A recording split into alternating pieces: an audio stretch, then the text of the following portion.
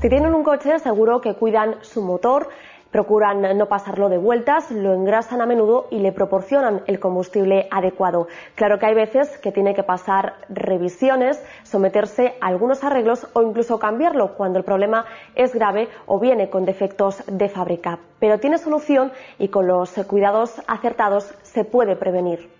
Hablamos de motores, pero de uno que mueve un engranaje aún más complicado, nuestro organismo. Hoy, en Vital Total, el protagonista es el corazón.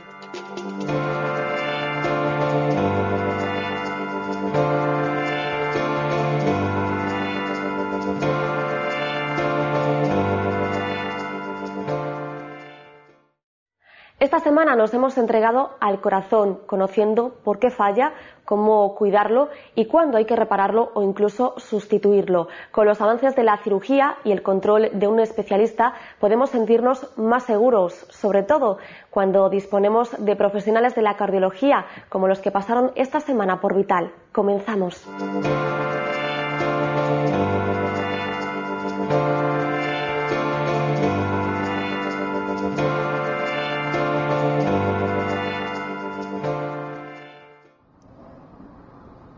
El fumar, el beber, el estar obeso. Puede ser el estrés, puede ser que esté muy gordo, que coma muchas grasas. También por la genética, no tiene que ver con los hábitos de vida, tiene que ver por la genética. No tiene algún problema que ya viene de familia o por ellos, por su cuerpo, como es. Las causas fueron la obesidad y los años que vienen encima y por algo tiene que romper el cuerpo. Mi marido, por ejemplo, murió de infarto de corazón y mi hija tiene así algo de problemas también. Yo tengo arritmia. Tiene que llevar una vida tranquila, relajada, no tomar café, controlar la tensión. Sin apurarme, sin llevar disgustos, sin... Tú sabes, una vida de vieja. Muchas cuestiones han surgido a lo largo del vídeo que acabamos de ver, pero vamos a ir por partes porque el tema que hoy nos ocupa es bastante complejo. José Ángel, ¿por qué falla un corazón? A ver, como has visto, la mayor parte de la gente piensa en el infarto de miocardio como gran enfermedad cardíaca y así lo es, ¿no? Pero yo clasificaría las enfermedades del corazón, se pueden hacer de muchas maneras, pero en tres grandes bloques, ¿no? Una son las enfermedades adquiridas, donde el infarto de miocardio es quizá la más relevante y que tiene que ver con los hábitos de vida. Después están las degenerativas, que tienen que ver con el envejecimiento, con el paso del tiempo y donde los problemas valvulares quizás sean la principal expresión. Y después están las causas heredadas, que son aquellas cardiopatías que son transmitidas de padres a hijos, muchas de ellas no diagnosticadas y que en determinadas circunstancias pues pueden manifestarse en forma de pérdidas de conciencia, que es lo que médicamente se llama síncopes o incluso como muerte súbita. La más relevante, sin ninguna duda, es el infarto de miocardio, que en conjunto se llama cardiopatía isquémica y que lo que afecta es a las famosas arterias coronarias, que son las que en forma de corona rodean el corazón y llevan sangre para que éste se pueda contraer adecuadamente y hacer su labor de bomba expulsando la sangre al organismo. Esa enfermedad de las arterias coronarias es una enfermedad adquirida y que está relacionada con los hábitos de vida, porque las sociedades occidentales han cambiado mucho sus hábitos de vida. Una sociedad que se digamos, urbaniza, pierde hábitos en cuanto a actividad física, la gente se vuelve más sedentaria, más obesa, el tabaco, la hipertensión, esas son las causas principales, ¿no? Y eso sin duda no ayuda a tener un corazón fuerte. No, y de hecho, si tú te paras a pensar un poco, nuestros abuelos o así, que trabajaban duro y hacían esfuerzo físico, pues apenas tenían problemas de corazón, ¿no? Precisamente porque tenían una actividad física muy intensa. Nosotros nos hemos vuelto muy sedentarios. Si queremos comprar una lechuga nos vamos enseguida al supermercado en coche a ser posible y apenas nos movemos, ¿no? Eso ha hecho que haya más sedentarismo, más obesidad, en relación con esto más diabetes, que es otro de los grandes factores de riesgo que afectan a las arterias coronarias. Eso también facilita el incremento de las cifras de colesterol. Si además eres fumador, pues es un conjunto de factores de riesgo que más que sumatorios son multiplicadores, ¿no? Entonces el riesgo de problemas coronarios agudos se incrementa. Hablabas ahora de un grupo de factores, ¿no? Causantes un poco de este tipo de enfermedades, de cardiopatías, pero ¿podemos hablar de un factor determinante? ¿Podemos decir que los malos hábitos predominan a la genética, quizás, como causa de cardiopatía? En lo que estamos hablando del infarto, sí, claramente. De hecho, es cierto que también hay factores genéticos, pero más desconocidos, ¿no? Sí. Hay gente que es fumadora, que es diabética, etcétera, y no ha tenido enfermedad coronaria, eso lo hemos visto todos. Es cierto que el haber tenido familiares jóvenes que ya han tenido un infarto te predispone a tenerlo, o al menos te da mayor probabilidad, que es como correctamente deberíamos hablar. Pero sin ninguna duda, el cambio fundamental ha sido el de los hábitos, porque los factores genéticos siempre los hemos tenido, claro, ahora y hace 50 años, y de hecho la enfermedad coronaria ha progresado, ha crecido en base a la modificación de los factores de riesgo fundamentalmente. Y además es que estamos repitiendo lo que en otros países que han sufrido nuestra transformación económica se ha visto, es decir, no estamos descubriendo nada nuevo. A medida que los países se vuelven más industrializados y los hábitos se modifican, se incrementa la tasa de infartos. Si bien es cierto que últimamente se están empezando a ver menos, o al menos esa es de hecho ya hay información al respecto, americana fundamentalmente, pero aquí ya tenemos la sensación de que cada vez hay menos infartos. Creemos que el tema de la ley antitabaco sí está influyendo en este sentido, y de hecho hay informaciones de otros países que así lo corroboran, ¿no?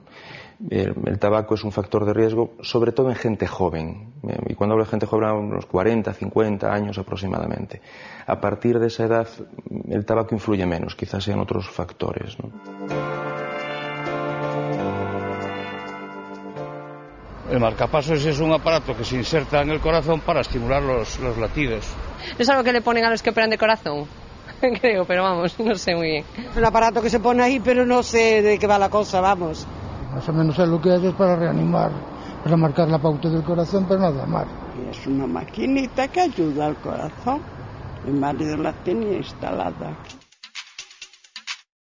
Con mayor o con menor exactitud, pero la gente parece que no está desencaminada en cuanto a definir un marcapasos, ¿no? No demasiado. Básicamente el marcapasos es un dispositivo que lo que hace es ayudar a mantener la frecuencia cardíaca idónea en aquellas enfermedades del corazón que lo que ocurre es que el ritmo cardíaco va muy lento por algún problema patológico, sobre todo en gente mayor, que es en la que se suelen poner los marcapasos, por degeneración del sistema eléctrico del corazón que genera, digamos, el latido cardíaco. Entonces el marcapasos garantiza una frecuencia cardíaca óptima para que la persona funcione adecuadamente. Y para que todo el mundo lo vea más claro, nos has traído un marcapasos para que la gente lo pueda contemplar desde sus casas. Efectivamente. Bueno, el marcapasos en realidad tiene dos partes. Esto es lo que llamamos generador, que es donde va pues la circuitería electrónica que hace operativo el funcionamiento del marcapasos, y la batería. Y después hay unos electrodos. El generador se coloca habitualmente en esta zona, debajo de la piel, y hay unos electrodos que conectan el generador con el corazón a través del sistema venoso, a través de una vena. Entonces, el cable que está en contacto con el corazón recibe los latidos cardíacos o la ausencia de latidos cardíacos. Y el generador, si detecta una frecuencia cardíaca baja, tiene instrucciones para garantizar un ritmo determinado, incluso a veces más rápido si detecta que hay actividad física por parte del paciente. Cuando, por el contrario, la frecuencia cardíaca está en rangos normales, que eso puede ocurrir, el marcapasos deja de trabajar y simplemente observa. Ajá. Y ese es el funcionamiento de un marcapasos, eso es muy sencillo. José Ángel, ¿y la gente que tiene implantado un marcapasos puede hacer una vida normal o tiene que llevar una serie de cuidados específicos? Mayoritariamente va a hacer una vida normal, porque básicamente el marcapasos lo que hace es restituir el ritmo cardíaco normal que se tenía previamente y por tanto va a poder hacer una vida similar a la que efectuaba. Tiene que tener una serie de cuidados iniciales y otros un poco específicos, quizá un poquito que puede interesar a la gente, es el tema del teléfono móvil. Hay una recomendación que es mantener el teléfono móvil alejado del marcapasos una distancia de 1/4, por tanto lo aconsejable es hablar pues de la oreja opuesta y no llevarlo nunca, digamos, en los bolsillos cercanos al marcapasos, pero por lo demás pueden hacer una vida prácticamente normal. Y retomando el tema del infarto, que lo dejamos aparcado antes, ¿una persona que haya sufrido un infarto puede hacer vida normal después de haberlo sufrido? Mayoritariamente sí, es decir, hoy en día conseguimos tratar los infartos de forma muy precoz, con lo cual somos capaces de perder muy poco corazón y por tanto la función de bomba del corazón habitualmente queda restablecida y por tanto permite hacer una vida normal.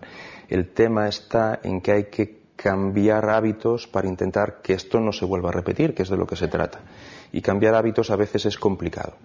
Si la pregunta es si se puede hacer deporte o actividad física después de un infarto, la respuesta es sí, pero no todo tipo de deporte, no aquel deporte más exigente, no el deporte muy vigoroso y con mucha exigencia física, pero sí el deporte en el que se hace una actividad moderada, mantenida en el tiempo, pues como puede ser el ciclismo, la natación, el footing, etcétera, pero siempre, de todas maneras, el mensaje nunca puede ser global, es decir, tiene que ir dirigido a un paciente en concreto y debe ser su cardiólogo el que le oriente cuál es la actividad que puede hacer y bajo qué condiciones, porque hay condicionantes relacionados con la medicación, con otras enfermedades, etcétera. Pero en general el concepto es que sí, y de hecho nuestro objetivo es restituir un estado de salud a ser posible mejor del que tenía previamente, porque va a cambiar hábitos y por tanto se trata de que mejore su situación física.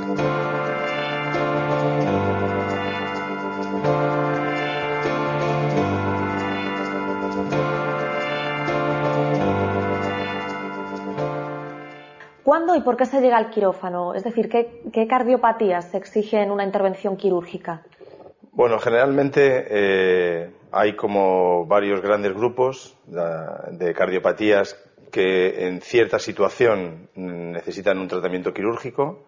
En general son pues las enfermedades de las válvulas del corazón, es uno de los grupos más importantes, tanto por obstrucción como por falta de cierre de esas válvulas. Hay que utilizar técnicas de reparación o técnicas de sustitución de estas válvulas. Luego, por otro lado, está el grupo de las enfermedades en las arterias coronarias, es decir, la enfermedad que todos conocemos que provocan las anginas de pecho, los infartos por obstrucción en las arterias que alimentan y irrigan el corazón. Y esas son las cirugías que hacemos los famosos bypass al corazón y que se oyen con mucha frecuencia. Ese es el segundo grupo de mayor actividad que tenemos junto con la enfermedad valvular. Y luego el tercer gran grupo son las enfermedades de la aorta, los aneurismas de aorta o otras patologías que hacen que haya que sustituir fragmentos de la aorta. Y luego hay otra multitud de enfermedades más infrecuentes, entre ellas pues, como los trasplantes, que son en menor número, pero muchas otras patologías que hacen que en determinados momentos de la evolución de esa enfermedad pueda ser necesario el tratamiento quirúrgico. Pero a grandes rasgos la actividad más importante se centra en esos tres grupos, en las enfermedades valvulares, en las enfermedades coronarias y en las enfermedades de la aorta. Y algunos pacientes con la combinación de varias de ellas. Y luego un pequeño grupo de otras intervenciones menos frecuentes.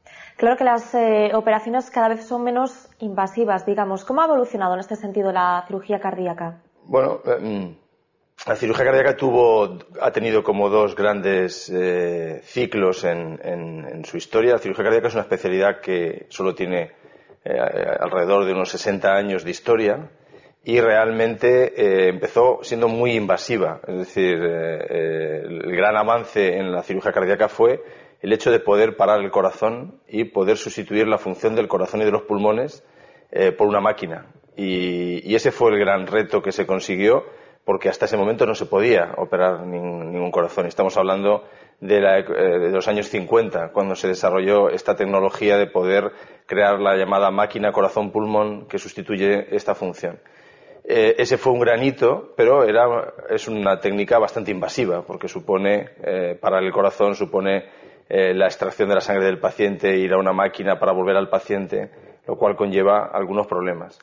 Ahora, en los últimos años, de la mano de todo el desarrollo de todas las especialidades quirúrgicas, la cirugía general, la cirugía torácica, que todas tienden a procedimientos cada vez menos invasivos, a técnicas quirúrgicas con menos agresión para el paciente, pues la cirugía cardíaca ha sido parte de ella. Y fruto de esta tecnología y el desarrollo tecnológico se han ido incorporando procedimientos, incluso a veces desarrollados inicialmente en otras especialidades, que nos está permitiendo tratar a nuestros pacientes pues con estos procedimientos menos agresivos para el paciente. Y esta es la gran línea en la que estamos ahora. Por eso estamos ahora como decía al principio, era una especie de segunda revolución de la cirugía cardíaca, cambiando un poco estos procedimientos y haciendo cirugías que hace solo 5 años eran muy diferentes, haciéndolas con técnicas bastante diversas.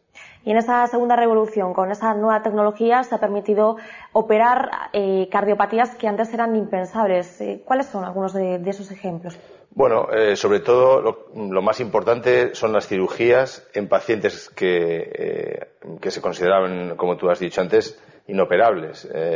Hace 20 años nada más, pensar en que se iba a operar de cirugía cardíaca con un paciente mayor de 75 años era una cosa absolutamente impensable, inimaginable, incluso mayor de 70 años, y tan solo hace 20 años.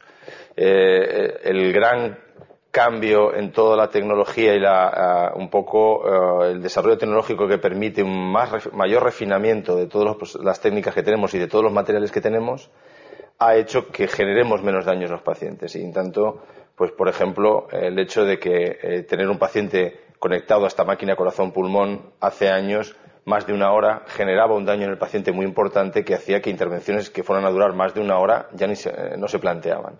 Hoy en día, el disponer de oxigenadores y de dispositivos con biomateriales mucho más sofisticados y menos agresivos para el ser humano hace que podamos hacer cirugías con una duración de 4 y 5 horas o incluso durante mucho más tiempo. Entonces, nos está permitiendo abordar intervenciones incluso en pacientes que tienen varias patologías, que hay que resolver varias patologías simultáneamente, que por tanto sí que con un mayor tiempo de duración de la cirugía sí que podemos plantearlo ahora y hace años no. Y hay otras cardiopatías, como por ejemplo las arritmias, que son muy comunes, que se pueden resolver operando con una técnica extracorpórea, sin tener que llegar a abrir el tórax. Sí, en todos los ámbitos ha habido una evolución hacia procedimientos que se puedan utilizar catéteres o vías de acceso sin necesidad de abrir el tórax, y esa es la gran línea de desarrollo en la que está la cirugía cardíaca. Y en todos los ámbitos, en todas las patologías, en el mundo valvular, en el mundo de la cardiopatía isquémica, de las arritmias, en todas ellas se están desarrollando procedimientos en esta línea. Todo esto permite que el paciente se recupere más rápido, incluso pacientes que no tolerarían una intervención clásica la puedan tolerar por edad o por otra serie de comorbilidades. Y esto es un desarrollo continuo. Cada pocos meses asistimos al desarrollo de algún nuevo dispositivo que nos va a permitir el abordar este tipo de patología, siempre generando menor agresión, lo cual pues supone un constante estar al día en todo este tipo de técnicas. Doctor, para que nos quede más claro a todos, ¿cómo se puede acceder al corazón sin tener que llegar a abrir el tórax? Básicamente se accede por cualquier vena o arteria que está conectada con el corazón, es decir, podemos acceder tanto por las venas como por las arterias de las piernas, como por incluso venas o arterias del cuello de los brazos, e incluso a través de la punta del corazón por pequeñas incisiones. Es decir, por cualquier conexión venosa o arterial que llegue al corazón, hoy en día se es capaz de introducir catéteres para diferentes funciones según lo que queramos hacer. Incluso a veces hay procedimientos que hacen pequeños orificios dentro de las cámaras del corazón para pasar de una a otra a la hora de hacer un procedimiento. Y como último, como te resaltaba anteriormente, incluso por la propia punta del corazón se puede acceder a las cavidades para, con una pequeña incisión, poder hacer determinados procedimientos. Todo esto va en la línea de alcanzar lo más corto posible y con el menor calibre posible la patología que quieras tratar. Pero básicamente se hace a través de las venas y las arterias con las que llegan y que salen del corazón. Imagino que esto tendrá menos riesgo, ¿no? Sí, básicamente es más difícil hacer las cosas desde lejos que desde dentro del corazón, y es un problema fundamentalmente tecnológico, de que se desarrollen catéteres que permitan hacer desde lejos lo que haríamos desde dentro con mucha más sencillez. Es más difícil, pero es un desarrollo tecnológico que lo puede permitir. Doctor, parece que antes, hace unos años, para tratar algunas cardiopatías se veía la intervención quirúrgica como la última opción, pero yo creo que han cambiado las cosas, ¿no? ¿Me equivoco? No, realmente durante muchos años la cirugía, incluso en alguna frase se ha considerado hasta el fracaso de la medicina. Bueno, ya hace muchos años que todo el mundo tenemos la idea de que no es así, que el tratamiento quirúrgico además cada vez está más estandarizado en qué momento es el más correcto para hacer la intervención, porque hay muchos estudios que demuestran cuándo se debe hacer porque es beneficioso y cuándo no se debe hacer, o porque es demasiado pronto o porque es demasiado tarde, y hay mucha investigación al respecto que apoya esos momentos, pero lo que sí que es cierto es que cada vez más hay muchas patologías que incluso son aconsejables hacerlas en periodos en que el paciente no tiene muchos síntomas, porque va a evitar el desarrollo de la enfermedad hacia estadios en que la enfermedad esté mucho más avanzada, o incluso por mejor calidad de vida del paciente. Es decir, hay pacientes que con un tratamiento quirúrgico precoz la calidad de vida que va a poder tener en el futuro es mejor que si se espera a resolver su cardiopatía en un estado mucho más avanzado. Por eso, claramente, sí, hoy en día se tiende hacia un tratamiento mucho más precoz e incluso quirúrgico o intervencionista de todas las cardiopatías. El corazón es el motor de nuestro cuerpo, por eso siempre que mencionamos la cirugía cardíaca solemos pensar que el paciente está recibiendo realmente una segunda oportunidad, sobre todo si se trata de un trasplante.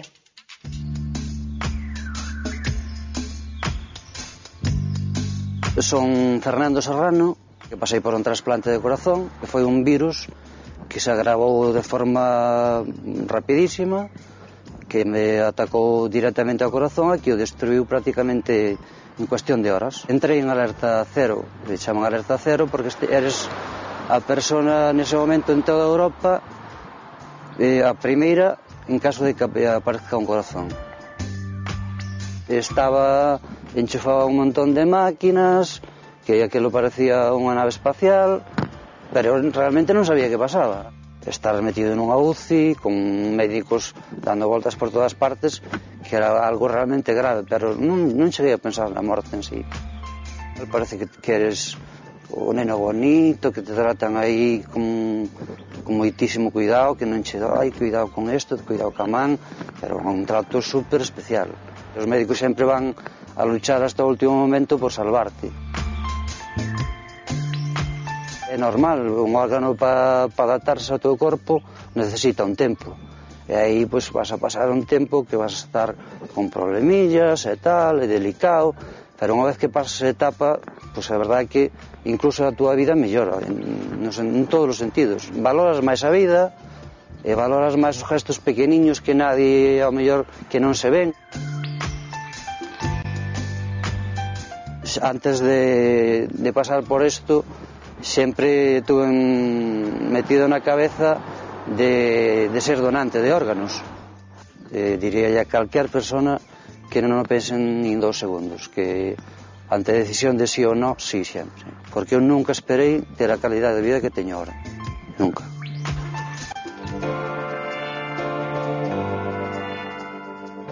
Han visto que podemos confiar en nuestros médicos, pero como siempre, lo deseable es mantenerse sano. Tras la pausa, vemos cómo.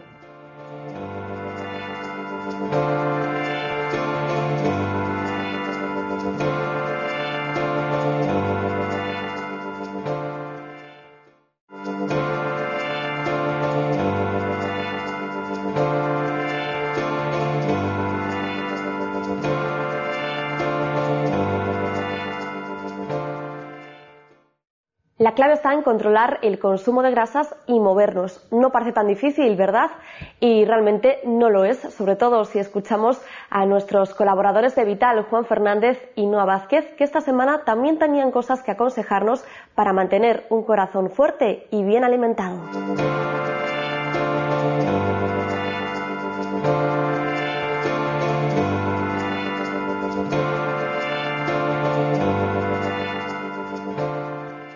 Bueno, el colesterol es malo porque si tienes mucho colesterol te puede dar un infarto, te puede dar un ataque cerebral, cualquier cosa.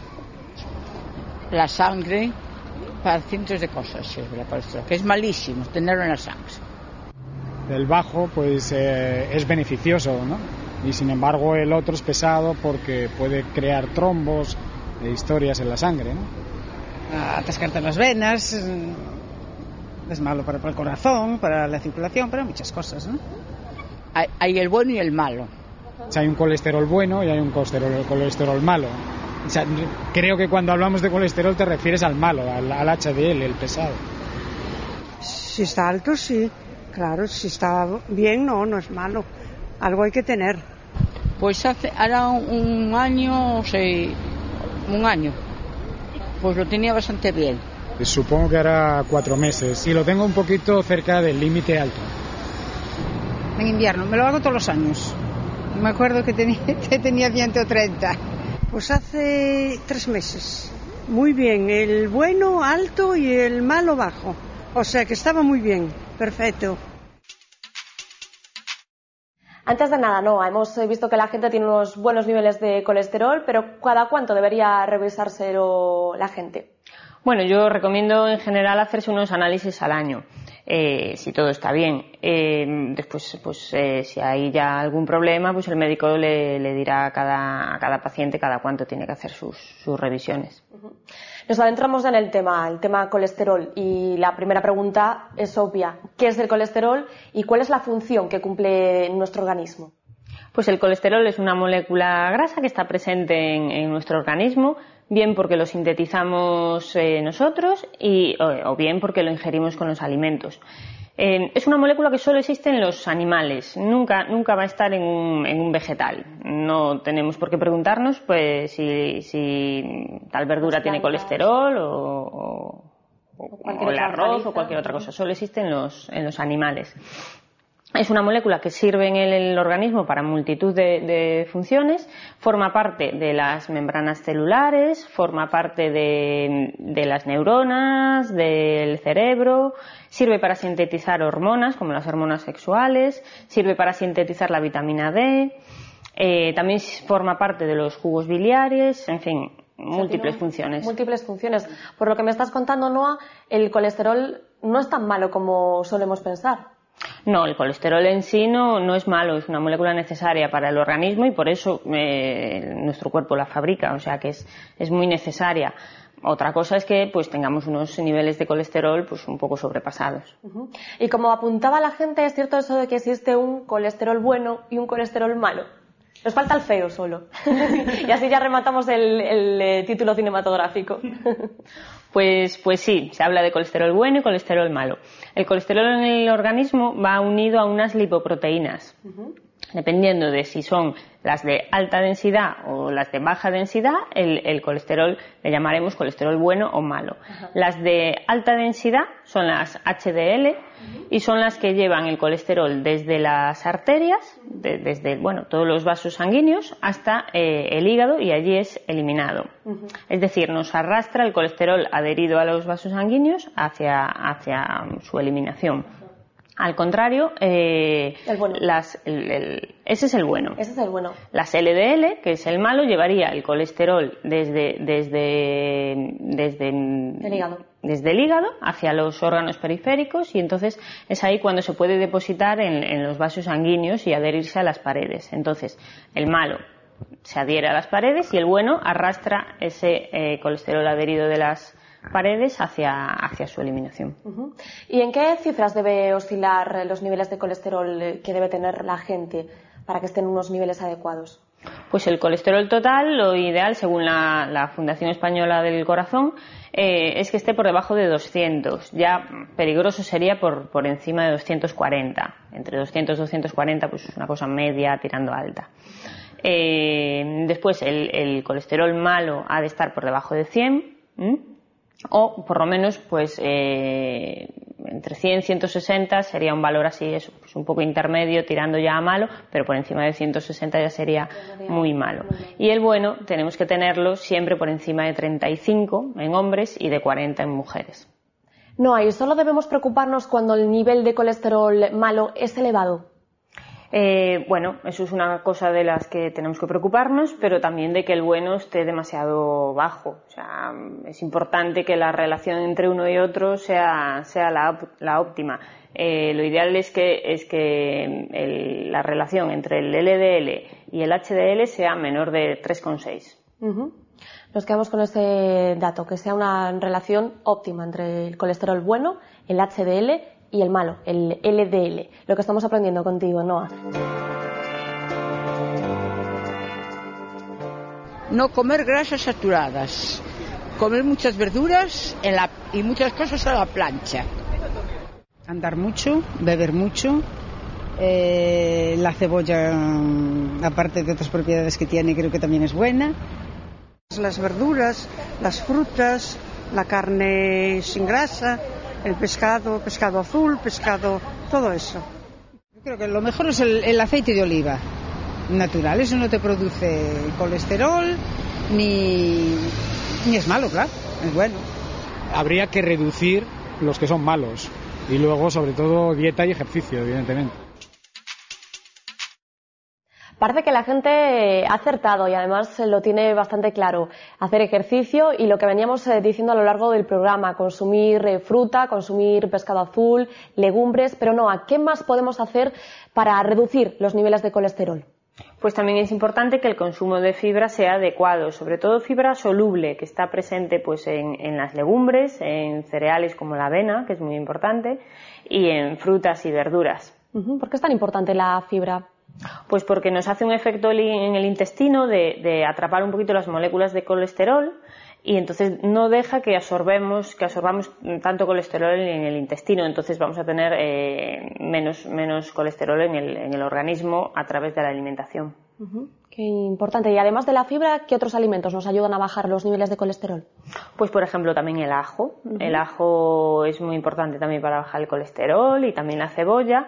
Y después en general las frutas y verduras, como son ricas en antioxidantes, los antioxidantes también nos ayudarán un poquito a por lo menos a que ese colesterol no se adhiera tanto a las paredes de los vasos sanguíneos. Últimamente, Noa, lo que vemos anunciado en la televisión, en la radio, en diferentes medios, son los yogures bebibles, que dicen que son buenos, algunos de ellos, para bajar los niveles de colesterol. Pero, ¿qué hay de cierto en esto? ¿Son eficaces estos productos? Ese tipo de yogures tienen fitoesteroles, que son unas moléculas de estructura similar al colesterol, pero que son vegetales. Sería como nuestro equivalente al colesterol en animales, pues serían los fitoesteroles en los vegetales. Entonces, debido a esa estructura muy similar, pueden ocupar el mismo sitio que el colesterol, a veces en el organismo. Entonces, también si tú lo ingieres, compite un poquito en el intestino para ser absorbido. Entonces, de esa manera no absorbes tanto colesterol. Esos fitoesteroles, aparte de en esos yogures bebibles, pues también están presentes de manera natural en legumbres, en semillas de sésamo, en los aceites de girasol, de maíz, de colza. O sea, no hace falta recurrir a esos productos que podemos encontrarlos en la propia naturaleza. Sí, también existen de forma natural, sí. Bueno, Noa, yo me imagino que la gente que tenga los niveles de colesterol muy alto ya tendrá que hacer una dieta especial, ya tendrá que, seguir un poco el tratamiento que le indique su médico. ¿Cuál es el mensaje que nos lanzas entonces? Bueno, sobre todo que antes de llegar a ese extremo, pues habrá que prevenir, sabiendo un poquito que más o menos todos lo vamos sabiendo, lo que podemos y no podemos comer, pues eso, llevar una dieta adecuada, una alimentación buena que nos prevenga de tener el colesterol alto y sobre todo pues en general de todas las enfermedades cardiovasculares que se pueden derivar de una mala alimentación. La clave, una vez más, está en la prevención. Siempre.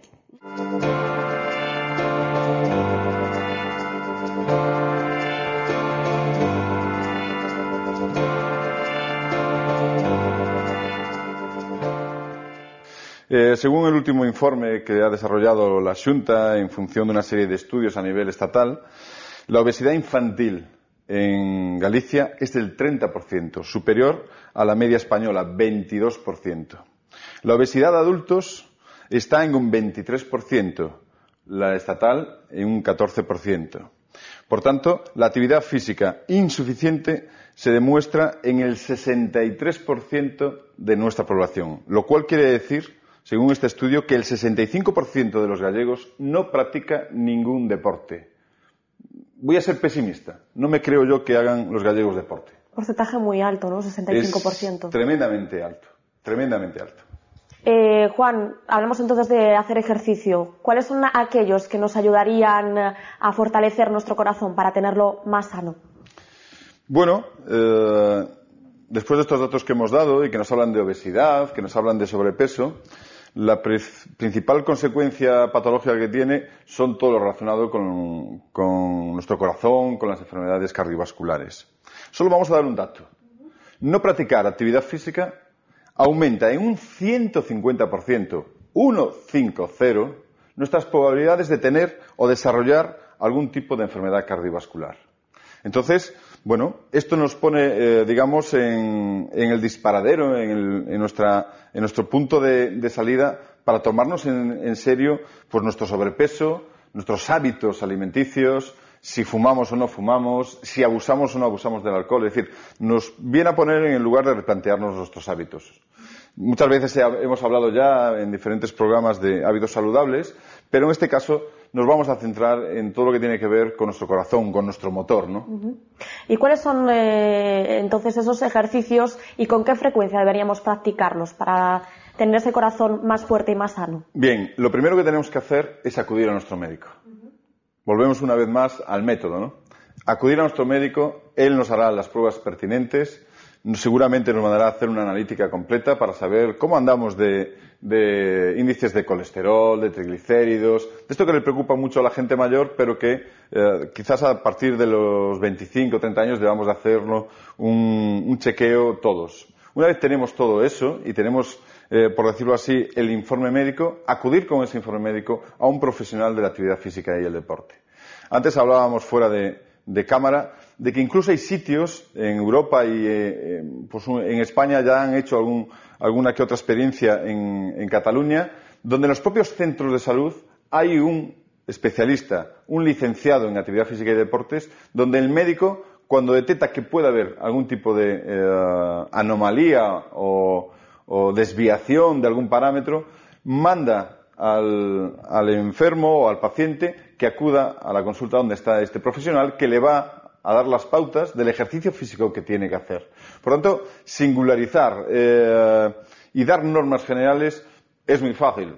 Acudiremos a hacer ejercicios cardiovasculares, cardiorrespiratorios, iremos a andar, a nadar, a correr, a bicicleta, las cosas que son comunes y que habría que entrar seguramente en las peculiaridades de cada una en función de la edad, del sujeto, del estado físico inicial, etcétera.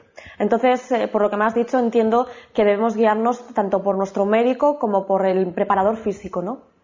Son un binomio indisoluble. Se complementan las funciones de ambos. Digamos que yo siempre me rebelo contra lo mismo. Ir a un centro deportivo, acudir a una sala de fitness, acudir a un gimnasio donde tenemos muchos elementos para trabajar la fuerza, musculación y demás, y tener el monitor de sala donde saca la aspirina, como digo yo, y se la administra a todo el mundo por igual, después no hay ningún control, yo creo que es tan malo como no hacer absolutamente nada. Ese binomio médico y profesional de la actividad física y el deporte es indisoluble y súper necesario. Lo estudié hace poco, pero no me acuerdo ya de cuáles son y cuál es la otra. Ni idea. Bueno, es un tipo de gimnasia con música a través de un movimiento de baile. Había empezado a practicar ejercicios aeróbicos por mi cuenta, un resultado muy bueno, pero a mí, por ejemplo, no me va a meterme en un gimnasio. Correr y eso, ¿no? Es cardiovascular, creo. La pregunta parece que tenía un poco de trampa porque se suele confundir ejercicio aeróbico con el aeróbic, que es un deporte muy popular y en efecto un ejercicio aeróbico. Pero Juan, acláranos, porque aquí lo que se trata es de diferenciar entre ejercicios aeróbicos y anaeróbicos. Efectivamente. Vamos a ver, estamos hablando de metabolismo. Eso significa de dónde quitamos la vía, de dónde procede el combustible para poder mover nuestro cuerpo y realizar nuestra vida incluso cotidiana, ¿no? Si estamos en la vía aeróbica, lo que consumimos principalmente son grasas. Estamos con unas pulsaciones por debajo del umbral y estaríamos haciéndolo en presencia de oxígeno. Por eso se llama aeróbico. Sin embargo, si estamos por encima del umbral y las pulsaciones normalmente son altas, estaríamos en la vía anaeróbica. El cuerpo no tiene tiempo de ir a una producción de energía lenta y de baja calidad, como son las que salen de las grasas, ya que están acumuladas y hay que traerlas para consumirlas. Entonces, lo que busca es lo que se denomina glucógeno muscular. Busca en la sangre esa glucosa, que es muy rica, es como el queroseno de los aviones, que se produce de forma más rápida, más instantánea. Y estaríamos en los ejercicios anaeróbicos. Digamos que el aeróbico, bajas pulsaciones, consume grasas; anaeróbico, pulsaciones más altas y requiere un combustible mejor. En este caso, el glucógeno muscular, o al final podríamos hablar de glucosa, ¿no? ¿Y qué beneficios tienen unos y otros? Y sobre todo, ¿cuál es el más recomendable para fortalecer el corazón? Bien, tradicionalmente siempre se ha hablado que para fortalecer el corazón había que hacer ejercicio o deporte dentro del ciclo aeróbico. Son ejercicios moderados, los requerimientos del corazón están en unas pulsaciones más o menos en un sujeto de entre 20 y 30 años, pues por poner una referencia, no por encima de 150 pulsaciones, 160. Por tanto, estaríamos haciendo una actividad suave, moderada. Sin embargo, si lo estuviéramos buscando una vía anaeróbica, estaríamos a 160, 170, 180, tirando del aire, y estaríamos realmente en una situación mucho más fatigosa. Por tanto, actividades aeróbicas siempre se ha pensado que para fortalecer el corazón, actividades suaves, para no machacarlo, para que no vaya ahí al límite, y prolongadas en el tiempo, mucho más tiempo. Y todas las actividades que últimamente pues se oyen mucho en los gimnasios, actividades denominadas cardio o que llevan el prefijo cardio, imaginamos que están relacionadas con el corazón, pero imagino que tendrá una base científica eso. ¿Hasta qué punto es bueno para nuestro corazón? Vamos a ver, son instrumentos para poder trabajar el corazón. Realmente lo que buscamos, pues con las típicas máquinas de remo, con las típicas máquinas de las bicis, es decir, todos estos aparatos que cuando llegamos, y ahora son la imagen clásica que hemos visto incluso en nuestras imágenes de gente en un gimnasio, lo que buscan es trabajar principalmente la resistencia cardiorrespiratoria, la resistencia muscular, por otro lado. Entonces, son protocolos que el profesional te va a decir, tú, en función de los test previos que les hacemos al cliente cuando llega a un centro deportivo, lo primero que hacemos es hacerle unos test físicos previos para saber cuál es su condición física de partida. Este señor pues nos dice que ha practicado durante 20 años pues fútbol, y también en verano pues le gustaba mucho nadar.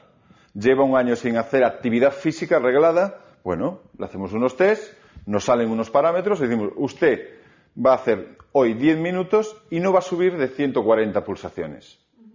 Y a partir de ahí vamos aumentando, ¿no? Vamos aumentando la intensidad del ejercicio. Claro. Y así vamos haciendo que vaya aumentando su resistencia cardiovascular hasta que llegue a unos parámetros que se consideran normales para su edad, hábitos, etcétera.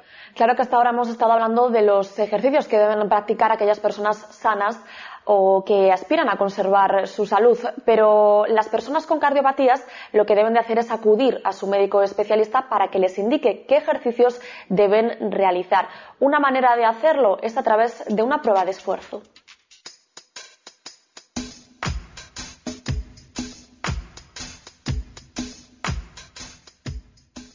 Una prueba de esfuerzo, como su propio nombre indica, es una prueba donde lo que se obliga es a una persona, a un deportista, a alguien que se sospecha que tiene una patología o que se quiere ayudar en su proceso de entreno, a hacer un esfuerzo.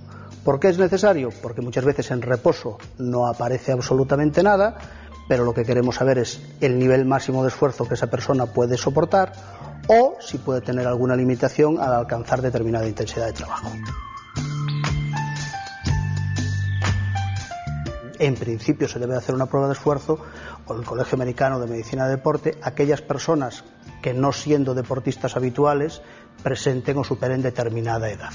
Para el público general, por así decirlo, lo primero es una buena anamnesis, una buena exploración, un electro en reposo. A partir de ahí ya veremos.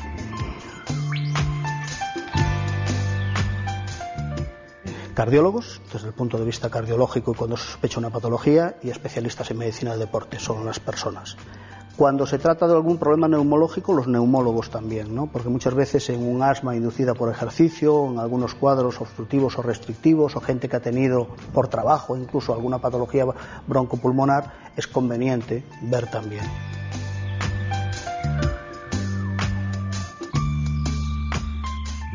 No existe ninguna técnica, por muy compleja que sea, que nos permita descartar todas las patologías. Pero claro, si pudiésemos descartar el 99% de un posible problema, tendríamos mucho ganado. Lo primero, empezar a comprobar que en reposo, entrecomillado, está bien.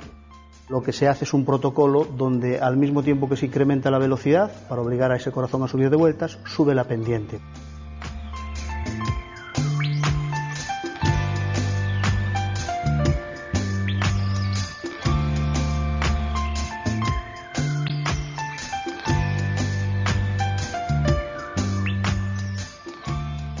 En la pantalla nos salen dos tipos de información: aspectos cardiológicos y, por otro lado, aspectos integrados a nivel de neumología y metabólicos, es decir, cuánto consumo de oxígeno para cada intensidad de trabajo y para determinado nivel de frecuencia cardíaca el individuo está teniendo en cada momento.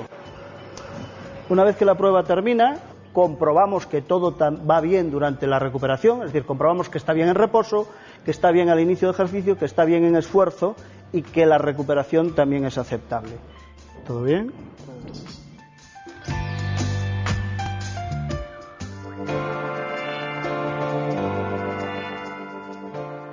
No nos cansamos de repetirlo: buena alimentación y ejercicio. Ha sido nuestro Vital Total a todo corazón. Sean felices y cuídense.